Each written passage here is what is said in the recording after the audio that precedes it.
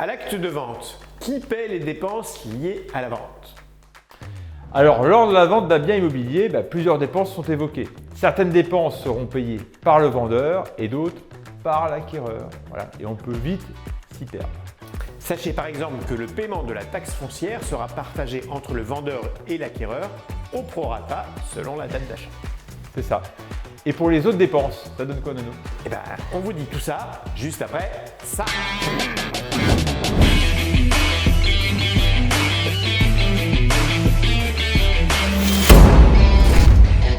Salut, je suis Arnaud. Et moi, Jean-Jérôme. Bienvenue sur notre chaîne Plus-Value Immobilière, le meilleur endroit pour économiser votre temps et votre argent. Alors, voici les dépenses que supporte le vendeur lors de la signature. D'abord, des diagnostics. D'ailleurs, on a un tuto sur le sujet, quel diagnostic à faire pour vendre sa maison. Les 6 points clés. S'il y a des inscriptions aux hypothèques, c'est bien sûr à la charge du vendeur.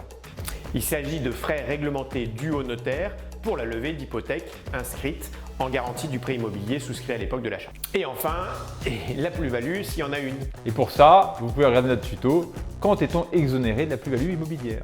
En deux, on vous parle des dépenses concernant l'acquéreur. Alors, il y a la taxe foncière. Ouais.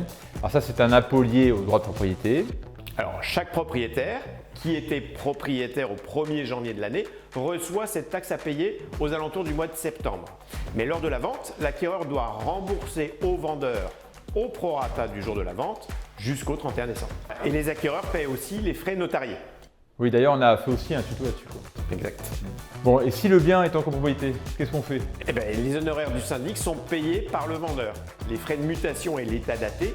Mais attention, parce que ça peut être aussi le règlement de copro ou tout un tas d'autres documents. Oui, c'est ça, mais faites attention, parce que bien souvent, vous pourrez récupérer par vous-même ces documents via un site ou un compte intranet, et dans ce cas-là, vous ne pourrez pas ces documents.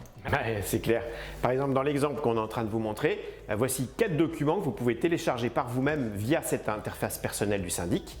Et là, dans cet exemple précis, vous pouvez être facturé jusqu'à 200 € si vous demandez les docs au syndic. Donc, autant les télécharger, un clic, ça coûte moins cher.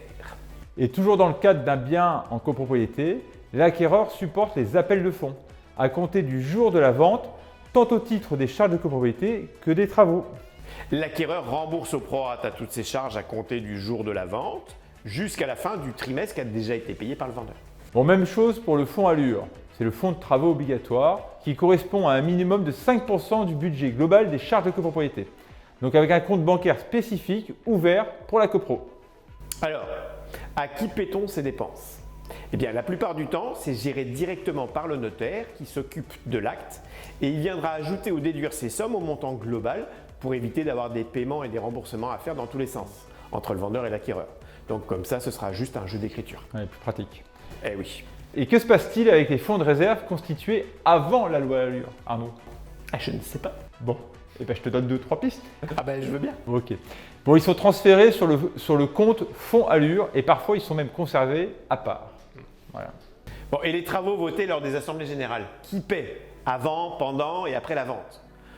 Pour faire simple, c'est celui qui vote lors de l'AG qui paie. Donc, avant la signature d'une promesse de vente, c'est le propriétaire qui paie.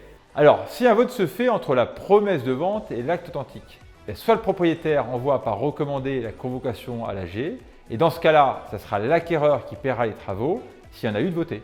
Voilà. Ou soit le propriétaire assiste à l'AG, et dans ces cas-là, il n'envoie pas le recommandé, et les travaux lui incomberont s'ils sont votés. Et si l'AG tombe après la signature de l'acte authentique, c'est l'acquéreur qui paiera. D'où l'intérêt de bien vérifier avant d'acheter s'il y a des gros travaux de prévus à l'avenir. Donc pour ça, le mieux c'est d'interroger le syndic. En gros, retenez, je vote, je paie. Mais si les appels de fonds relatifs à des travaux votés longtemps avant la vente n'ont pas encore été appelés auprès des propriétaires, dans ces cas-là, une estimation est faite des montants qui sont théoriquement encore dus par l'actuel propriétaire. Et le jour de la signature de l'acte de vente définitif, ce montant, il est alors déduit de ce que doit le nouveau propriétaire pour qu'il puisse ensuite payer progressivement ses appels de fonds. Voilà, et l'estimation de ce montant, il est possible grâce à l'état daté fourni par le syndic.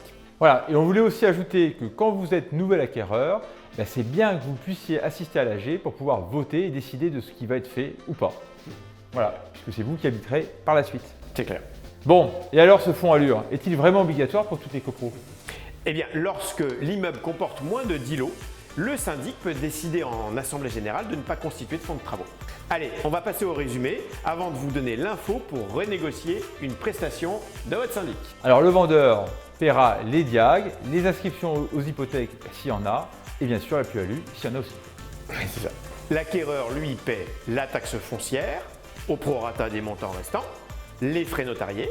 Voilà, et si c'est un bien en copropriété, le vendeur paie les honoraires du syndic et l'état daté. L'acquéreur rembourse lui au vendeur, au prorata, les charges de copropriété et les fonds de travaux qui sont obligatoires. Et tous ces jeux d'écriture comptable sont gérés par le notaire. Alors, si les travaux sont votés lors d'une AG, en gros, retenez que c'est celui qui est présent ou qui a reçu la convocation qui devra payer. Super. Bon, et un conseil pour terminer? Ah oui, bon à savoir. Je crois que tu veux nous parler des frais de mutation, c'est ça? Oui, c'est ça. En fait, sachez qu'un montant est toujours défini par le syndic pour ses frais de mutation.